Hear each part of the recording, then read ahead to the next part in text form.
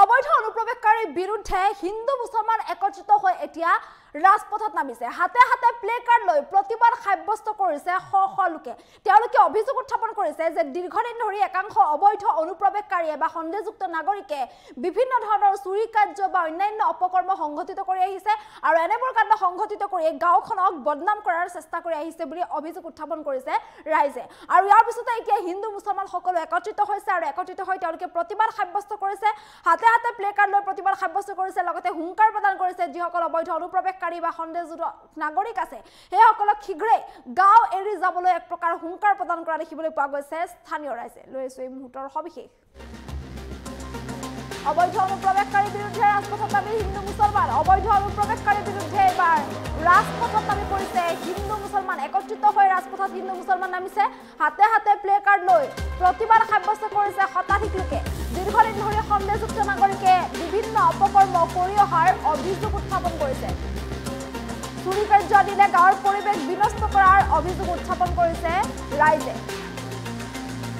আৰু ইয়াৰ পিছতেই শীঘ্ৰে অনুপ্ৰৱেশকাৰীক গাঁও এৰি যাবলৈ হুংকাৰ প্ৰদান কৰিছে স্থানীয় ৰাইজে। শিৱসাগৰৰ নামটি চাৰিআলি গণক আদৰ্শ গাঁৱত এইদৰে প্ৰতিবাদ সাব্যস্ত কৰিছে এতিয়া গাঁওবাসীয়ে। আৰু এইদৰে অবৈধ অনুপ্ৰৱেশকাৰীৰ বিৰুদ্ধে হিন্দু মুছলমান একত্ৰিত হৈ এইদৰে ৰাজপথত নামিছে। তেওঁলোকে এইদৰে প্ৰতিবাদ সাব্যস্ত কৰিছে। হাতে হাতে প্লে কাৰ্ড লৈ তেওঁলোকে শান্তি শৃংখলাভাৱে এইদৰে প্ৰতিবাদ সাব্যস্ত কৰা দেখিবলৈ পোৱা গৈছে। তেওঁলোকে কৈছে যে যিসকল অবৈধ অনুপ্ৰৱেশকাৰী আছে সেইসকলে এই স্থানেৰে যাব লাগিব, কিয়নো এয়া আমাৰ গাঁও, আমাৰ মাটি, এই মাটিত আমাৰ অধিকাৰ আছে, ইয়াত কোনো অবৈধ অনুপ্ৰৱেশকাৰীৰ স্থান নাই। আজি গোটেই গাঁওখন জাগিছে, আজি সমাজ জাগিছে আৰু এইদৰে তেওঁলোক ওলাই আহিছে আৰু ওলাই আহি তেওঁলোকে এইদৰে প্ৰতিবাদ সাব্যস্ত কৰিছে। যিসকল অবৈধ অনুপ্ৰৱেশকাৰী আছে, একাংশ অবৈধ অনুপ্ৰৱেশকাৰীয়ে দীৰ্ঘদিন ধৰি এই অঞ্চলটোত বিভিন্ন ধৰণৰ অপকৰ্ম কৰি অহাৰ অভিযোগ উত্থাপন হৈছে। চুৰি কাৰ্যৰ পৰা আৰম্ভ কৰি বিভিন্ন ধৰণৰ অপকৰ্ম সংঘটিত কৰি গাঁওখনক বদনামী কৰাৰ চেষ্টা কৰা বুলি অভিযোগ উত্থাপন কৰিছে গাঁওখনৰ স্থানীয় ৰাইজে। আৰু এই অভিযোগ উত্থাপন কৰিয়েই এতিয়া গাঁৱৰ ৰাইজ একত্ৰিত হোৱা দেখিবলৈ পোৱা গৈছে আৰু সকলো একত্ৰিত হৈ এইদৰে প্ৰতিবাদ সাব্যস্ত কৰা দেখিবলৈ পোৱা গৈছে। তেওঁলোকে দাবী উত্থাপন কৰিছে, হুংকাৰ প্ৰদান কৰিছে যিসকল অবৈধ অনুপ্ৰৱেশকাৰী বা সন্দেহযুক্ত নাগৰিক আছে এইসকলক শীঘ্ৰে এই গাঁও এৰি আঁতৰি যাবলৈ এইদৰে হুংকাৰ প্ৰদান কৰিছে। আৰু ইয়াৰ পিছতেই শিৱসাগৰৰ নামটি চাৰিআলি গণক আদৰ্শ গাঁৱত এইদৰে গাঁওবাসীয়ে প্ৰতিবাদ সাব্যস্ত কৰা দেখিবলৈ পোৱা গৈছে। অবৈধ অনুপ্ৰৱেশকাৰী বা সন্দেহযুক্ত নাগৰিকৰ বিৰুদ্ধে এইবাৰ হিন্দু মুছলমান সকলো একত্ৰিত হৈছে। গাঁওখনৰ যিসকল হিন্দু মুছলমান লোক আছে সকলো ওলাই আহিছে আৰু ওলাই আহি তেওঁলোকে একেলগে এইদৰে প্ৰতিবাদ সাব্যস্ত কৰিছে। তেওঁলোকে দাবী উত্থাপন কৰিছে, হাতে হাতে প্লে কাৰ্ড লৈ তেওঁলোকে প্ৰতিবাদ কৰিছে, শান্তি শৃংখলাপূৰ্ণভাৱে তেওঁলোকে প্ৰতিবাদ কৰিছে। তেওঁলোকে কৈছে যে এয়া আমাৰ মাটি আৰু এই মাটিত আমাৰ অধিকাৰ আছে, ইয়াত কোনো অবৈধ অনুপ্ৰৱেশকাৰীৰ স্থান নাই, ইয়াত কেৱল আমাৰ অধিকাৰ আছে। গতিকে সকলোৱে এইদৰে ওলাই আহিছে আৰু ওলাই আহি প্ৰতিবাদ সাব্যস্ত কৰা দেখিবলৈ পোৱা গৈছে। অবৈধ অনুপ্ৰৱেশকাৰীৰ বিৰুদ্ধে একত্ৰিত হৈ ৰাজপথত নামিছে এইদৰে হিন্দু মুছলমান। আৰু এইদৰে সকলোৱে অবৈধ অনুপ্ৰৱেশকাৰীক ইয়াৰ পৰা আঁতৰি যাবলৈ, সেই স্থানৰ পৰা আঁতৰি যাবলৈ এইদৰে দাবী উত্থাপন কৰিছে আৰু এই দাবী উত্থাপন কৰিয়ে এনেদৰে প্ৰতিবাদ সাব্যস্ত কৰা দেখিবলৈ পোৱা গৈছে। শীঘ্ৰে অবৈধ অনুপ্ৰৱেশকাৰীক গাঁও এৰি যাবলৈ এক প্ৰকাৰ গৰ্জন কৰিছে এতিয়া স্থানীয় ৰাইজে, হুংকাৰ প্ৰদান কৰিছে স্থানীয় ৰাইজে যে শীঘ্ৰে অনুপ্ৰৱেশকাৰীক গাঁও এৰি আঁতৰি যাব লাগে। মন্তব্য আছে, মন্তব্য শুনাবলৈ চেষ্টা কৰিছোঁ। আজি আমি নামটি চাৰিআলি গণক আদৰ্শ গাঁওবাসী ৰাইজে যি আমি এই মানৱ শৃংখল কাৰ্যসূচী হাতত লৈছোঁ, আপোনালোকে সকলোৱে জ্ঞাত হৈছে যে আমি আজি এই কাৰ্যসূচীটো আমাৰ অবৈধ সন্দেহযুক্ত নাগৰিকৰ বিৰুদ্ধে আমি এই কাৰ্যসূচীটো হাতত লৈছোঁ। আৰু আজি আমি ইয়াৰ পৰা এটা কথাই ক'ব বিচাৰিছোঁ যে আমাৰ এই গাঁওখনত আমি যুগ যুগৰ পৰা আমি দেখি আহিছোঁ যে আমাৰ খিলঞ্জীয়া যিসকল অসমীয়া ভূমিপুত্ৰ আছে তেখেতসকলে বসবাস কৰি আছে।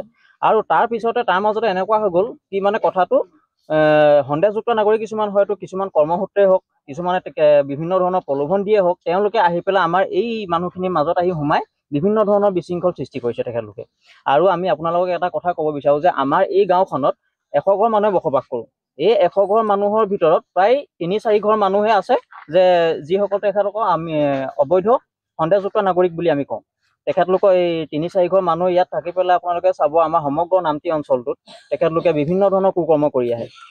আৰু সমগ্ৰ অসমটো বাদেই দিয়ক, সমগ্ৰ ভাৰততে এটা পৰিচয় আছে যে বিভিন্ন ধৰণৰ এনেকুৱা কিছুমান কাম কৰে, বিভিন্ন ধৰণৰ কুকৰ্ম কৰে, যিসমূহৰ শেষত গৈ পেলাই গুৰিটো ওলাইগে সন্দেহযুক্ত নাগৰিক। কিন্তু আমি অসমৰ মুখ্যমন্ত্ৰী মহোদয়ক এটাই অনুৰোধ জনাইছোঁ যে আপুনি চাওক এই বিষয়টো লৈ পেলাই আপোনালৈ এটা ভাল আমি বাৰ্তা প্ৰেৰণ কৰিছোঁ ইয়াৰ পৰাই। আপুনি ইয়াৰ এই যিসকল সন্দেহযুক্ত নাগৰিক তেখেতলোক অকল আমাৰ গাঁৱৰ পৰাই নহয় সমগ্ৰ অসমৰ পৰাই তেখেতসকল নিপাত যাওক। আমাৰ যিসকল ভূমিপুত্ৰ খিলঞ্জীয়া গৰীয়া মৰীয়া হিন্দু সম্প্ৰদায়ৰ মানুহ এইকেইখন গাঁৱত সন্মিলিতভাৱে আজি বহু যুগান্তৰ পৰা ইয়াত বাস কৰি আছে, তেখেতলোকৰ মাজলৈ আজি অলপ বছৰ আগতে দুই এঘৰ সন্দেহজনক প্ৰব্ৰজনকাৰী আহি ইয়াত আমাৰ বসবাস কৰিবলৈ ল'লেহি। আৰু আপোনালোকে জানে যিসকল সন্দেহযুক্ত নাগৰিক আহি আমাৰ ইয়াত গাঁৱত প্ৰৱেশ কৰিলেই বা ইয়াত থাকিবলৈ ল'লে তেওঁলোকৰ দ্বাৰা বৃহত্তৰ নামতি অঞ্চলটোত বিভিন্ন ধৰণৰ কুকাৰ্যবোৰ চলি আছে। চোৰ, হাঁচি চোৰ, কেইবাগৰাকী মাইকী মানুহ বিয়া পতা, এই যিবোৰ পৰম্পৰা বা যি কুকৰ্ম, এই কুকৰ্মখিনিত এই বিশেষ প্ৰব্ৰজনকাৰীসকলৰ নেতৃত্বতেই চলি আছে। আৰু আমি চবতকৈ ভয়াৱহ পৰিস্থিতি হ'ব বুলি এইকাৰণেই ভাবিছোঁ, আমাৰ যি উঠি অহা প্ৰজন্ম, সেই প্ৰজন্ময়ো যাতে সহজতে ধন ঘটাৰ যিটো ব্যৱস্থা তেওঁলোকে কৰিছে, এইটো লৈ পেলাই আমাৰ উঠি অহা প্ৰজন্মই আকৰ্ষিত হয় বুলি আমি ভয় কৰিছোঁ। সেয়েহে আমি গাঁৱৰ সমূহটি ৰাইজ লগ লাগি এই যিসকল সন্দেহযুক্ত প্ৰব্ৰজনকাৰী তেখেতলোকক আমি সসন্মানেৰে কাটৰ জোৰে অনুৰোধ কৰি যে তেখেতলোকে য'ৰ পৰা আহিছিলে তেওঁ নিজ জেগালৈ গুচি যাওক। আৰু আমাৰ যিসকল খিলঞ্জীয়া গৰীয়া মৰীয়া হিন্দু সকলো মানুহে আমি সম্প্ৰীতিৰে এখন সমাজ গঢ়ি আছিলোঁ, সেই সুস্থিৰ সেই সমাজখন আমাক ঘূৰাই লাগে। আৰু আপোনালোকৰ এই নিউজৰ যোগেদি আমি তেখেতলোককো জনাব বিচাৰিছোঁ যে যদি এই আমি শান্তি গণতান্ত্ৰিক যিটো আমাৰ মানৱ শৃংখলে আজি তেখেতলোকক যিটো আমি ইয়াৰ পৰা বিদায় দিছোঁ বা যাবলৈ আমি অনুৰোধ কৰিছোঁ, যদি ইয়াতে তেওঁলোকক মানি নলয় অনাগত দিনত এই ৰাইজেই কাইলৈ অন্য ইয়াতকৈ জংগী কিছুমান আন্দোলন আমি ল'বলৈ বাধ্য হ'ম। আমাৰ ইয়াত যিখিনি মানুহ আছে চব খাটি খোৱা মানুহ, কষ্ট কৰি থকা মানুহ, হাজিৰা কৰা মানুহ। কাৰোবাৰ ঘৰত কিবা আপোনাৰ ধনৰ অভাৱ হৈছিলে, কোনোবাই ঘৰৰ কাষৰে অকণমান মাটি তেখেতলোকক মানে বিক্ৰী কৰিছিলে, সেই মুহূৰ্তত দুই এঘৰ মানুহক বিক্ৰী কৰিছিলে। আৰু বিক্ৰী কৰাৰ কাৰণটো কি হৈছে, নানা প্ৰলোভন দি বিভিন্ন কৰি তেওঁলোকে আমাৰ এই মাটি লৈ পিনি আমাৰ গাঁওখনত এই 2-4 ঘৰ মানুহ সোমাই গ'লহি। আৰু সোমাই যোৱাৰ কাৰণে তেখেতলোকে আমি ইয়াত বসবাস কৰি আছে। আৰু আচৰিত কথাটো কি গম পায়নে, তেখেতলোকে গোটেই আমাৰ গাঁৱৰ যিসকল বিশেষকৈ আমাৰ চাহ জনগোষ্ঠীৰ বহুত মানুহ আমাৰ আছে, মানে যিসকল চাহ জনগোষ্ঠীৰ মানুহ আছে, তেখেতলোকক কি কৰে মদ ভাং চিগাৰেট খুৱাই বিভিন্ন কুকৰ্ম কৰিবলৈ তেখেতলোকে ইনস্পায়াৰ্ড কৰে।